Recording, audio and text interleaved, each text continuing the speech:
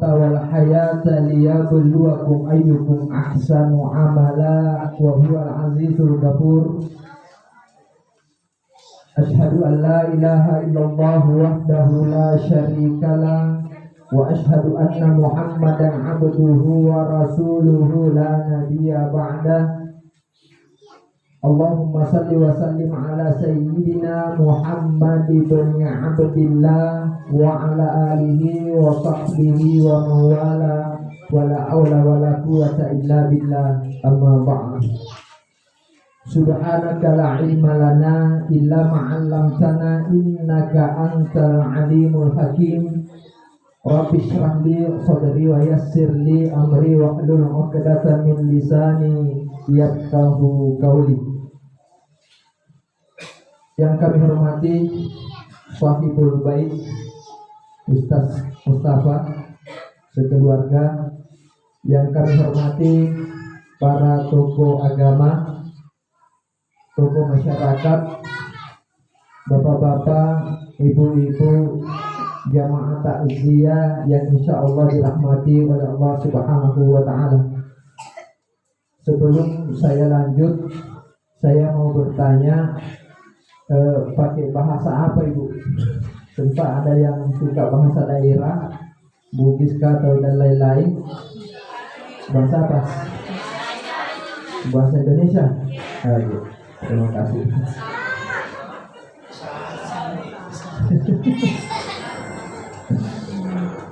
Bapak-bapak jamaah takziah yang dirahmati Allah Subhanahu wa Ta'ala, puji syukur kita panjatkan kehadirat Allah Subhanahu wa Ta'ala karena alhamdulillah pada malam ini kita sempat hadir di tempat ini dalam rangka menghadiri acara Tazkiratul Maut, acara yang biasa kita jadikan untuk saling mengingatkan tentang kematian, atau biasa populer dengan sebutan ceramah takziah.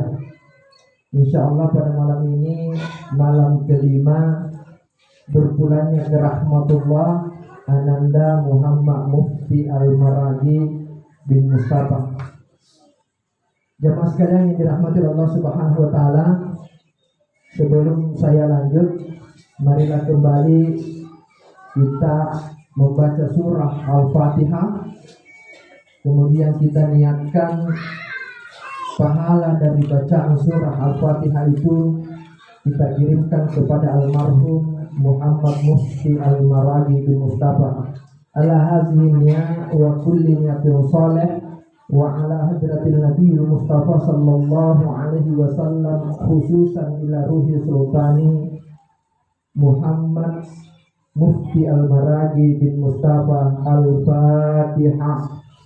Bismillahirrahmanirrahim. Alhamdulillahi rabbil alamin. Arrahmanirrahim. Maliki yaumiddin. Iyyaka na'budu wa iyyaka nasta'in. Ihdinas siratal mustaqim. Siratal ladzina an'amta 'alaihim ghairil maghdubi 'alaihim waladdallin. Amin ya rabbal alamin. Allahumma ighfir lahu warhamhu wa'afihi wa'fu anhu. Bapak-bapak, ibu-ibu, Shahibul Bait jamaah takziah yang dirahmati Allah Subhanahu wa Ta'ala, saya ikut merasakan, bahkan turut berduka cita atas berpulangnya ke rahmatullah Ananda, adinda, saudara kita, adik kita Mufti Al-Maraghi. Bahkan waktu saya hadir di sini sempat mengangkat jasad beliau, tidak terasa air mata itu menetes. Memang yang namanya kematian itu sakit, bahkan saking sakitnya yang namanya kematian, sampai-sampai yang ditinggalkan juga itu sangat merasa sakit. Tapi kita harus yakin bahwa Ananda Mufti Al-Maraghi ini insya Allah akan masuk surga. Kenapa? Saya lihat, bahkan saya dengar dari cerita teman-teman, kebiasaan keseharian Ananda Mufti Al-Maraghi, dan di situ semuanya ada tanda-tanda syahid. Yang pertama, Ananda Mufti Al-Maraghi ini meninggal dunia pada saat dia pergi menuntut ilmu. Kata Rasulullah sallallahu alaihi wasallam, "Man kharaja fi talabil ilmi wa huwa fi sabilillah hatta yarji'a." Siapa yang keluar rumah untuk menuntut ilmu, maka dia dihitung sebagai berada di jalan Allah hatta yarji, sampai dia pulang. Dan Ananda Mufti Al-Maraghi ini berada pada posisi itu karena dia pergi menuntut ilmu, dan sebelum sampai di rumah dia meninggal dunia. Artinya apa? Dia meninggal dunia di jalan Allah Subhanahu wa taala. Dan janji Allah, wala taqulu liman yuqtalu fi sabilillahi amwat. Jangan pernah kamu mengatakan bahwa orang yang mati di jalan Allah itu amwat, mati. Bal ahya'u walakin la tash'urun. Tapi Ananda Mufti Al-Maraghi pada saat ini sesungguhnya dia hidup. Hidup dalam alam kematiannya.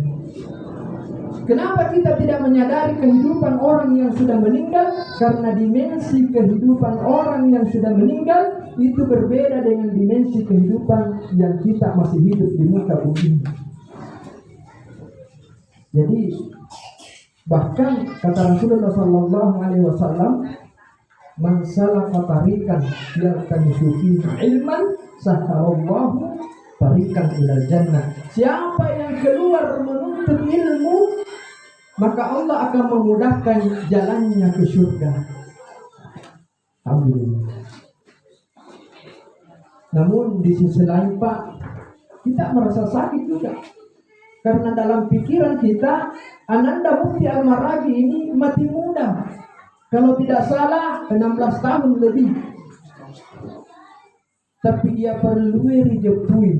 Yang perlu kita pahami, meninggal itu kata Allah Subhanahu wa taala bukan orang yang muda, bukan juga orang yang tua. Meninggal itu bukan orang yang sehat, tetapi bukan juga orang yang sakit. Tapi meninggal itu adalah orang yang hidup. Kullu nafsin dha'iqatul maut.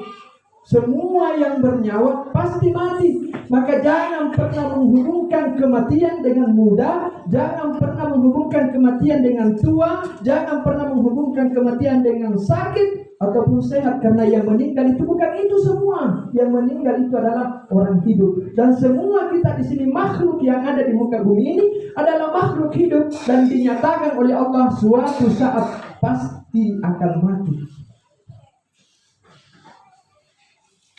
Jadi sedia mana nih mati ya? Kita harus bersiap mati. Dan kalau kita menghadapi yang namanya kematian, utamanya kalau kita tertimpa musibah, begitu kita tertimpa musibah, kita kembalikan langsung kepada Allah Subhanahu wa taala. Kitalah termasuk orang yang gembira, wa basyirus sabirin, berikanlah kabar gembira bagi orang-orang yang sabar. Siapa yang sabar itu? Alladzina idza asabathum musibah qalu inna lillahi wa inna ilaihi raji'un.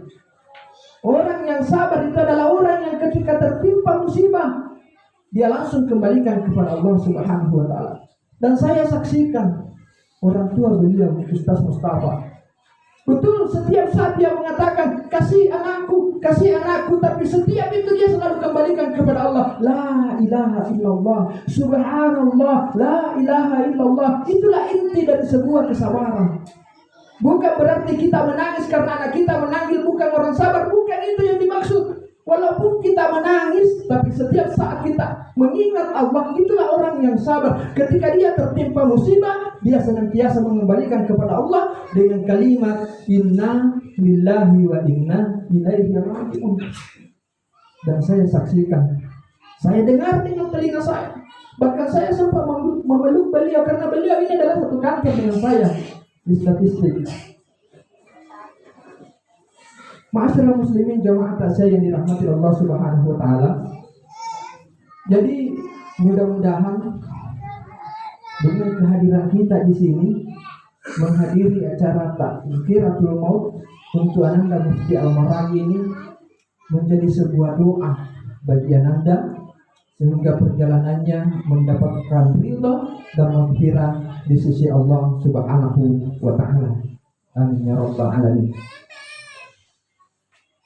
Yang namanya takziah itu Pak, ada dua tujuan utamanya.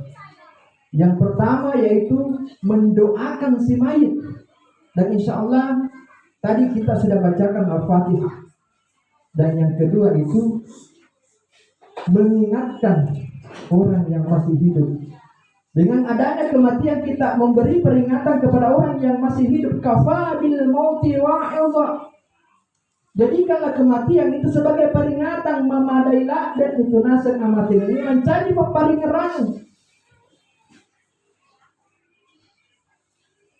Bapak Ibu jamaah takziah, saya mau bertanya dulu, Bu, kalau seandainya kehidupan ini umur yang Allah berikan kepada kita, kita diberikan kuasa untuk memilih. Kira-kira berapa umur yang kita minta baru meninggal dunia? Bu, halo. Berapa umur yang kita minta kemudian meninggal dunia? Seandainya umur itu Allah berikan kepada kita kuasa menentukan sendiri.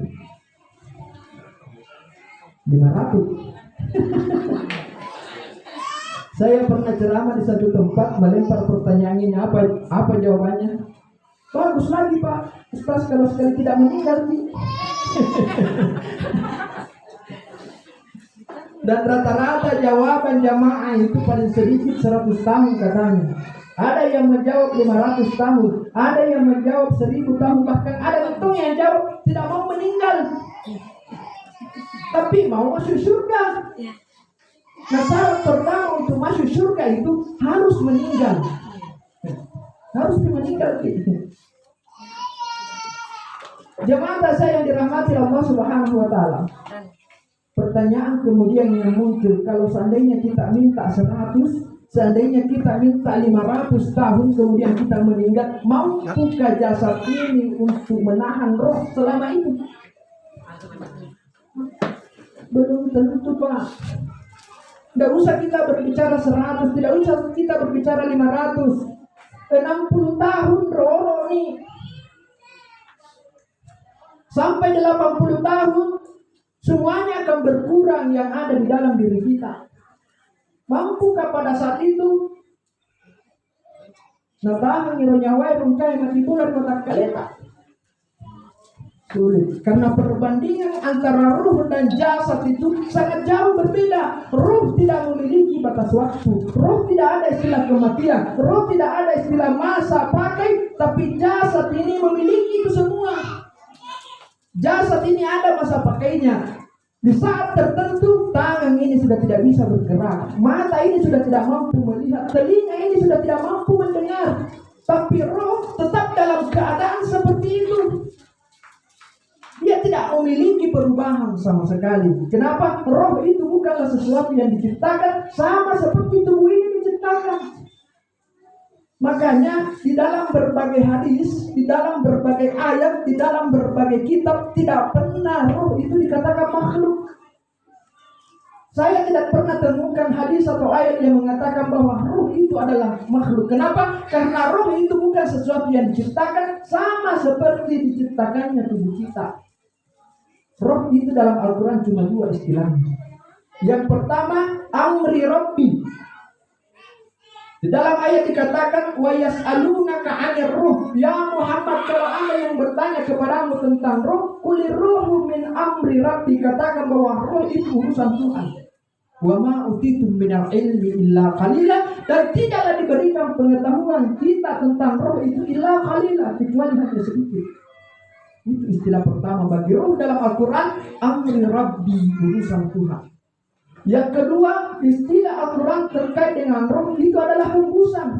Wa nafakhtu fihi min ruhi fa isa sawaituhu wa nafakhtu fihi min ruhi faqa'u lahu sajidin. Ketika sudah sempurna bentuk kejadiannya manusia, wa nafakhtu fihi min ruhi, maka dihembuskanlah ruhku ke dalamnya, kata Allah. Wa qaulahu sajidin, dan sujudlah kalian dalam bentuk sujud, dan ini perintah kepada malaikat. Jadi yang namanya roh itu Pak, bukan tidak memiliki proses penciptaan sama seperti diciptakannya jasad ini. Maka mampukah jasad ini menampung roh selama itu sampai 100 tahun? Pada masanya umur 80 tahun ke atas, mata sudah tidak mampu melihat, telinga sudah tidak mampu mendengar, kaki sudah tidak mampu berjalan, jangankan berjalan, berdiri sudah tidak mampu. Dan pada saat itu kita makan disuapi oleh anak kita mandi dimandikan oleh anak kita, bahkan kita berpakaian pun digantikan oleh anak kita. Dan pada titik itu pasti kita mengatakan, oh buang ala ini taruh-taruh. Padahal kita minta 500 tahun, bahkan ada yang minta 1000 tahun, bahkan ada yang tidak mau meninggal. Loh kok ada, loh kok tua batu. Bapak Ibu jamaah tasya yang dirahmati Allah Subhanahu wa ta'ala, karena roh ini tidak ada kata matinya, bahkan tidak ada istilah tua. Yang tua itu hanya jasad kita. Makanya sekarang itu, bahkan mulai dari dulu sampai sekarang itu, kalau orang sudah tua, istilah dia mau rumah maranaka Pak Molopo Pak 7 na dek anak dek jamai watak kalena maranaka nih. Ya Tuhan memang jadi sabab ini pun menjadi sebab, karena roh itu tidak ada istilah tua, roh itu tidak ada istilah mati, roh itu tidak ada istilah binasa. Banyak orang sudah tua, pangodaru mupi, Pak Malok pemupa nyawana, padahal mapunya di mana. Jadi perlu kita pahami sedikit. Memang tidak boleh kita meminta yang namanya kematian, tapi itu nggak cocok buat jadi mati. Makanya Rasulullah Sallallahu Alaihi Wasallam pernah mendatangi salah seorang sahabat yang sedang sakit, yang setiap saat sakit, sembuh sedikit sakit lagi, sembuh sedikit sakit lagi. Begitu Rasulullah Sallallahu Alaihi Wasallam sampai pada sahabat ini, apa kata sahabat? Ya Rasulullah, minta doa kepada Allah supaya saya dimatikan. Illa doa konasa di Allah Subhanahu wa taala, surah di Allah taala pamatikan. Maka dia minta, kenapa kamu minta yang namanya kematian? Apa nak bilang orang yang sakit itu jauh nak melasa, masuk matang ke rumah sakit. Apa kata Rasulullah Sallallahu Alaihi Wasallam? Dek nak cocok tu bilau dia seni amati. Kematian itu tidak boleh diminta. Kita hanya bisa berdoa yang terbaik. Allahumma in kanatil hayati khairan li fa'ayini. Ya Allah, kalau kehidupan ini baik atasku, fa'ayini, maka hidupkanlah aku. Wa in kanatil wafati khairan li, tapi kalau kematian itu baik bagiku, wa tawaffani, maka wafatkanlah aku, matikanlah aku. Dek mana wali billah rasanya mati, hanya kita meminta yang terbaik. Kalau kematian itu terbaik untuk kita, maka Allah akan kita minta supaya mematikan kita dalam keadaan baik pula. Bapak Ibu jamaah saya yang dirahmati Allah Subhanahu wa taala, semua nabi dan rasul ketika mau dicabut nyawanya itu, malaikat maut itu minta izin. Bahkan perintahnya Allah kepada malakul maut, turunlah kamu mencabut nyawa nabi ini. Kalau dia mengizinkan kamu, maka setiap malakul maut kalau yang ingin dicabut nyawanya itu para nabi dan rasul, pasti dia minta izin. Nah, dek pagagan nabi dia mati. Yang seharusnya kalau ada yang boleh meminta, tidak boleh mati sampai terus. Rasulullah Sallallahu Alaihi Wasallam lebih pantas kekal abadi dibanding kita. Tapi bahkan seluruh nabi dan rasul ketika malakul maut datang untuk mencabut nyawanya, walaupun sempat berdiskusi dengan malakul maut, tapi pada akhirnya semuanya merelakan nyawanya dicabut pada saat itu. Nabi Musa bahkan dalam riwayat lalu pesan Pak jago malakul maut.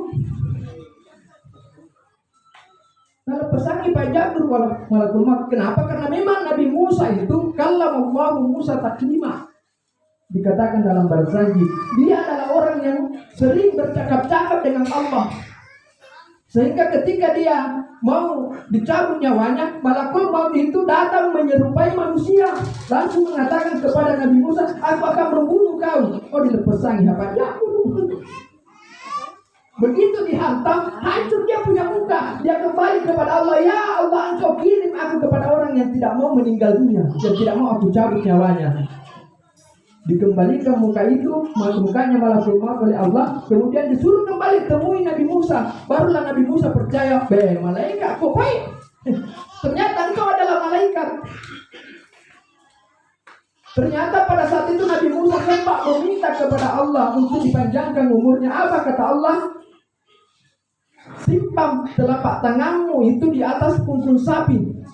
Kemudian hitung semua bulu-bulu yang ada di telapak tanganmu itu. Reke mana nginasa bulu-bulumu sampai balik jadi. Kenapa ya Allah? Kalau ada 1000 jumlahnya bulu-bulu di situ, berarti aku tambahkan umurmu 1000 tahun lagi. Kata Nabi Musa, setelah itu apa Tuhan? Kata Allah, setelah itu kamu akan meninggal dunia. Apa kata Nabi Musa? Narik kode tamateku, lebih baik mak kokueku. Pada akhirnya dia menyerahkan nyawanya. Nabi Ibrahim, waktu meloriala nyawana, justru dia dapat malaikat. Mempangewangi malaikat. Apa kata Nabi Ibrahim? Hal ra'aitu khalilah yumitu khalilah. Kenapa Nabi Ibrahim itu terkenal sebagai Khalilullah Jalla Ta'ala, kekasihnya Allah? Maka begitu malakul maut datang kepadanya mau mencabut nyawanya, apa kata Nabi Ibrahim? Hal ra'aitu khalilah yumitu khalilah. Pernahkah engkau melihat seorang kekasih membunuh kekasihnya? Dia sempat berdiskusi. Maka malaikat itu kembali kepada Allah. Ya Allah, pada saat aku akan cabut nyawanya Nabi Ibrahim, dia mengatakan, hal ra'aitu khalilah yumitu khalilah. Pernahkah engkau melihat kekasih membunuh kekasihnya? Apa kata Allah? Sampaikan kepada Nabi Ibrahim bahwa adakah seorang kekasih yang tidak rindu bertemu dengan kekasihnya? Turunlah malakul maut, sampaikan kepada Nabi Ibrahim, ya Ibrahim, adakah seorang kekasih yang tidak rindu bertemu dengan kekasihnya? Pada saat itu Nabi Ibrahim langsung mengatakan, kalau begitu cabutlah nyawaku. Memang para nabi dan rasul pada saat malakul maut berdiskusi dengannya, seakan-akan dia tidak ingin meninggal, tapi pada akhirnya pada saat itu nyawanya dicabut. Rasulullah SAW pun demikian. Tidak ada yang menolak Bapak Ibu. Jadi di waktu sisi ini kemudian tiba-tiba malakul maut, kita mau menolak. Bapak Ibu jamaah takziah yang dirahmati Allah Subhanahu wa taala. Tadi dinyatakan kullu nafsin dha'iqatul maut. Semua makhluk yang bernyawa itu dha'iqatul maut, pasti merasakan yang namanya kematian.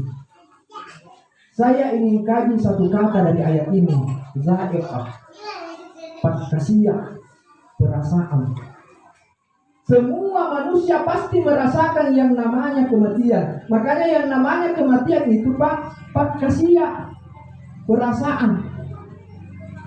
Belum ada makhluk yang diciptakan oleh Allah Subhanahu wa taala di muka bumi ini mampu menentukan kapan dia meninggal. Hari apa, tanggal berapa, jam berapa, menit keberapa, detik keberapa. Tidak ada. Nabi sekalipun, bahkan malaikat sekalipun itu tidak diberikan kuasa untuk mampu mengetahui kapan dia meninggal. Tapi yang namanya za'iqah, perasaan dek nacek dek tahu. Tidak sedikit orang ketika dia mau meninggal dunia, dia rasakan itu. Para nabi dan rasul pun tidak mampu menentukan kapan dia meninggal, tapi hampir semua nabi dan rasul diberikan za'iqah oleh Allah, perasaan sebelum dia meninggal dunia. Tumatuariono tapa tong ini sepatan tu yang mati ngena. Tapi ternyata banyak orang tua kita dulu ketika dia mau meninggal dunia, jauh-jauh sebelum dia meninggal dunia, dia sudah merasakan itu. Maka dia kumpulkan seluruh pada saat itu. Kenapa? Karena sudah muncul zaiqah di dalam dirinya bahwa sedikit lagi saya sudah meninggal dunia. Engkau Papan Tritata 1 bulan sebelum dia meninggal dunia, dia sudah rasakan. Kalau kita berkaca kepada Rasulullah SAW jauh-jauh sebelum Rasulullah SAW meninggal, itu dia sudah rasakan. Maka pada saat dia melaksanakan haji wadahnya, dia sudah berkhutbah di hadapan umatnya, al-yauma akmaltu lakum dinakum wa atmamtu alaikum ni'mati wa raditu lakumul Islam madinah. Ayat ini merupakan sebuah tanda bahwa tidak lama lagi Rasulullah SAW meninggal dunia. Itu jauh sebelum meninggal dunia. Artinya apa? Rasulullah SAW diberikan zaiqah oleh Allah, perasaan tentang yang namanya kematian itu jauh sebelum meninggal dunia. Engkau tomato apa? Seminggu menyelok nama itu naik semakin ada. Sampai saya pernah membaca kisah itu, ada seorang ulama, seorang orang tua, tapi dia ulama, dia membeli kambing 1 minggu sebelum dia meninggal dunia. Ketika ditanya sama keluarganya, untuk apa kambing itu? Apa kata dia? Saya nanti ini akan untuk menjamu harapan kita nanti, mungkin sekitar 1 minggu ke depan. Apakah dia mampu menentukan kematian? Tidak, tapi dia merasakan bahwa sebentar lagi dia akan meninggal. Andre Gurutta, Abu Abdullah Muhammad bin Idris Syafi'i, atau yang dikenal dengan nama Imam Syafi'i, ketika dia dalam keadaan sakit keras, kemudian datanglah sahabatnya membawa dokter untuk jampiar Andre Gurutta Imam Syafi'i. Tapi ketika Imam Syafi'i melihat orang itu, apa yang dia katakan? Bawalah kembali dokter yang kau bawa ini, dan antar dia sampai ke rumahnya, jangan tinggalkan dia sebelum sampai ke rumahnya. Maka dikembalikanlah dokter itu, diantar oleh sahabat Andre Gurutta Imam Syafi'i. Tidak lama kemudian kembali